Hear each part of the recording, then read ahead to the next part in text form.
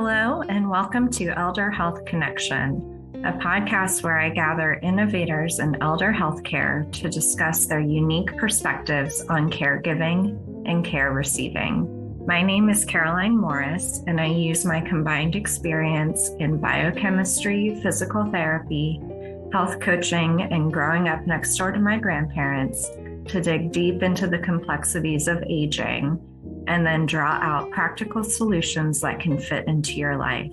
I record this show from my home in Alexandria, Virginia, sometimes with the input from my dogs, Benny and Barry. Thank you for joining us today. Hello, and welcome to episode 38 of Elder Health Connection. I am Caroline Morris. And today we are following up on the previous episode we had with Brad Wenzel about making a plan when we're caring for our parents.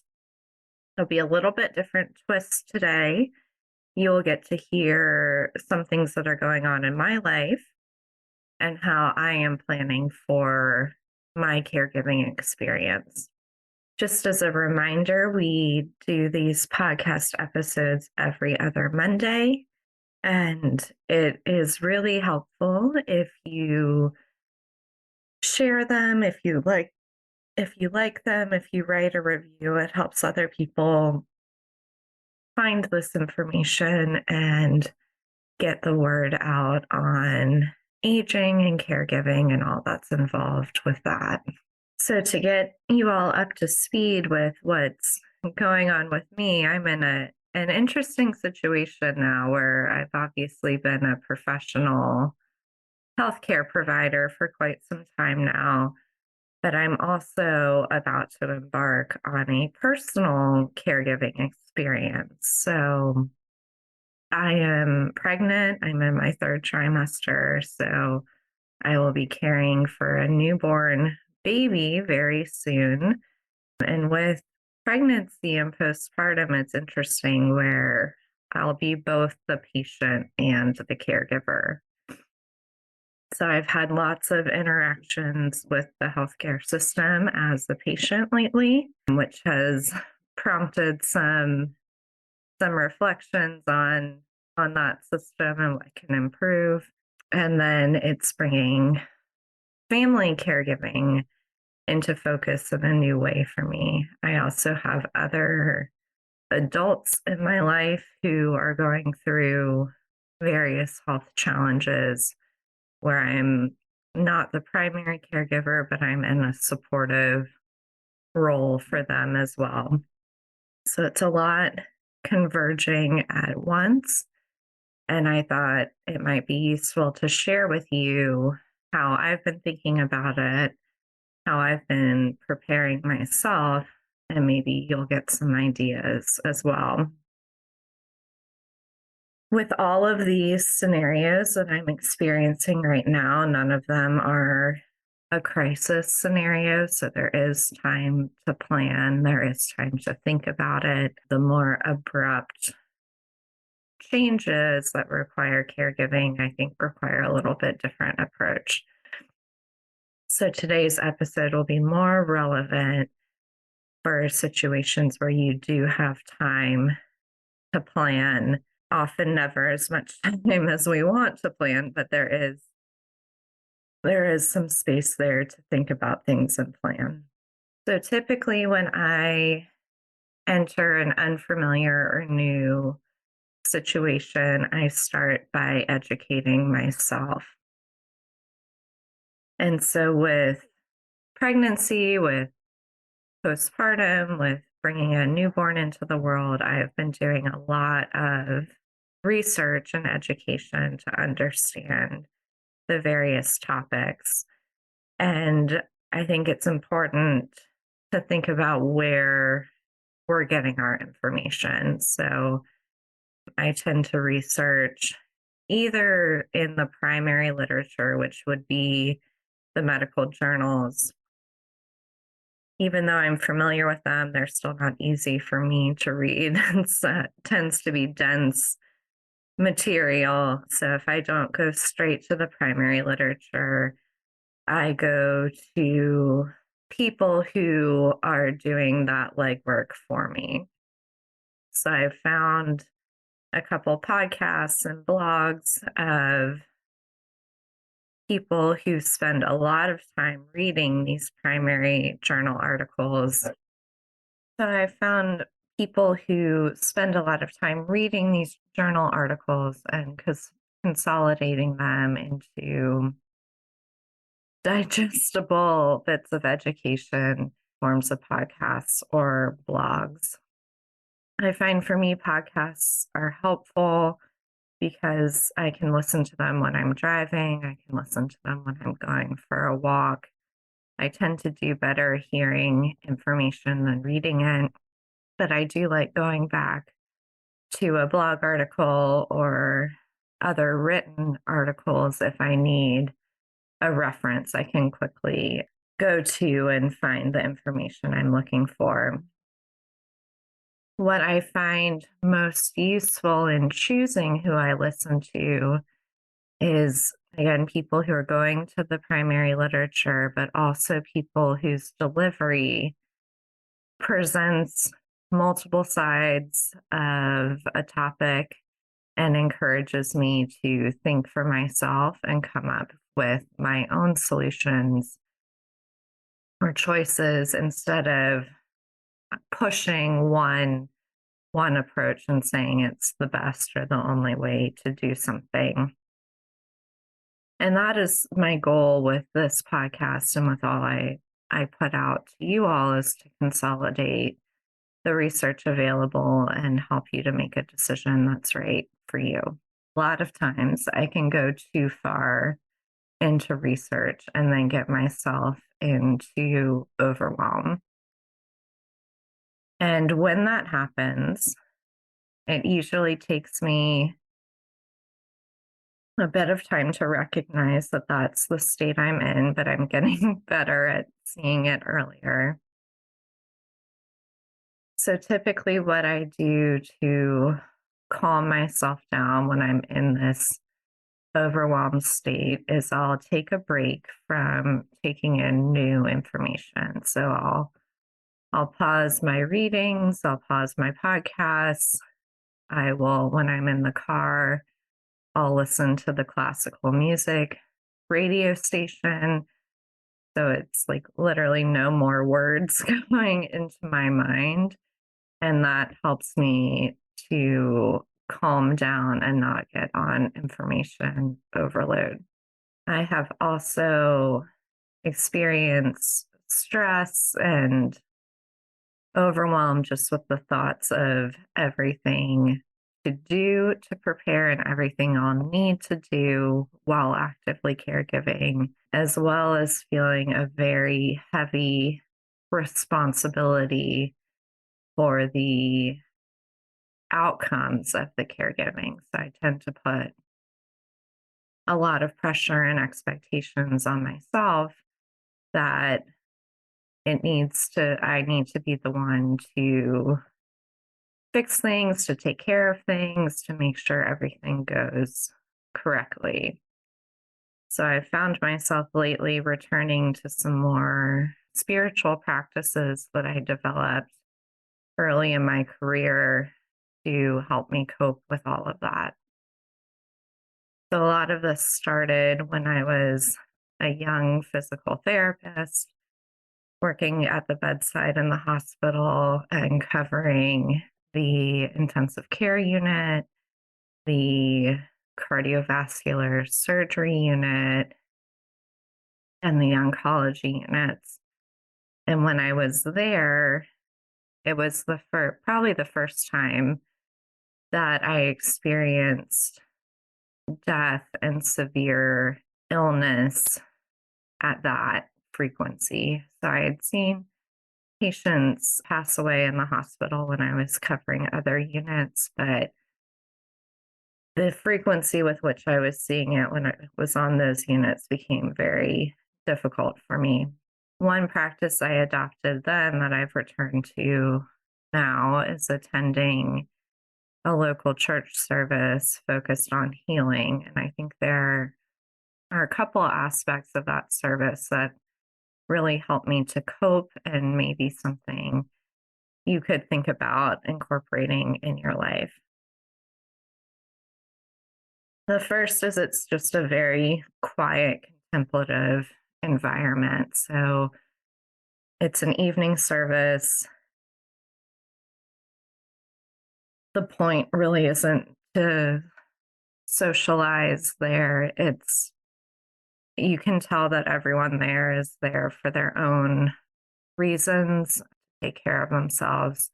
So just the environment of that space is very conducive for reflection and healing. Another element that I found very helpful of that service is there is a lighting of candles that occurs during what's called the prayers of the people. What I found for me is that lighting a candle and placing it in that tray of sand where they're held becomes an act of externalizing my caregiving responsibilities. So when I light the candle thinking of someone I'm caring for and then put it down, it's a way for me of representing that it's not all my responsibility, that I can have a role in it, but I'm giving the full responsibility back to God. And that has helped to take some of the burden or the overwhelm off of me and allow me to have some space away from caregiving. The third aspect that I find helpful is there is another portion of the service where the people can opt to go up to the priest, have the priest place their hands upon your head and receive a blessing. And so with that act, I feel like I get a little bit more fortified to be a caregiver. So it gives me a little bit extra strength in my own body and health, and then a little bit more to give to someone else. It may not be that a church service is the right approach for you, but I think these ideas of being able to externalize the responsibility a little bit and then to have someone else support you and tend to you can be very useful in having a successful caregiving path or journey. And what I've found for me when I can free myself that little bit when I am actively caregiving, I'm much more present. I am much more alert in a good way, and I'm not caught up in guilt about not doing enough or worrying about the outcome. I can just focus on what is happening at that time. The last topic I want to mention in terms of preparing for an intensive caregiving experience is how we can disentangle ourselves from as many other responsibilities as possible. So to me, it feels like trying to go on vacation and the amount of work it takes to prepare to go on vacation, only amplified to a much bigger level.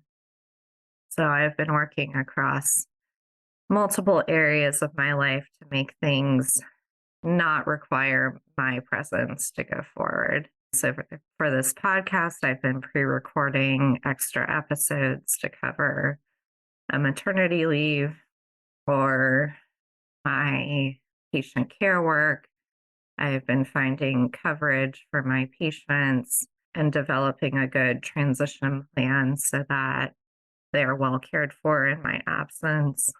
For my hospital work, which is more of a unique role doing staff education with no clear person to cover my whole job, I've been working on delegating tasks to people I think that are best suited for them, creating instructional videos to teach people what to do. I have been trying to take care of as much as I can before I leave to reduce the amount that's put on other people.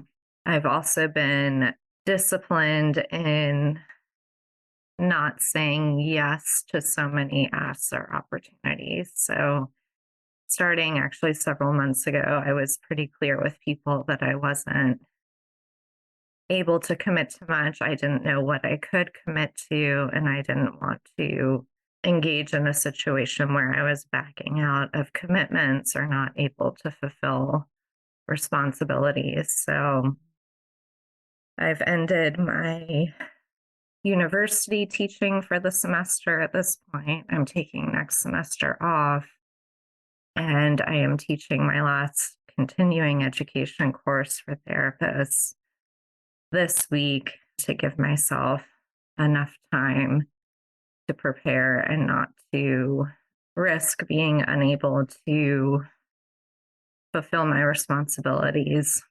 I've backed off of responsibilities early again to reduce stress on myself of not being crunched with things to do when the caregiving starts to get more intense. I think this making ourselves unnecessary or not needed in a way can be hard for some of us. It was something I had to teach myself because I think there's a desire in a lot of us to be needed or valuable or wanted, and making our roles and jobs, whether they're formal or informal, not require us can be a little bit anxiety inducing. But what I've found is that people really appreciate when I do plan ahead and make it a successful transition. And they actually find me more valuable than just me being absent and then realizing how much I was doing.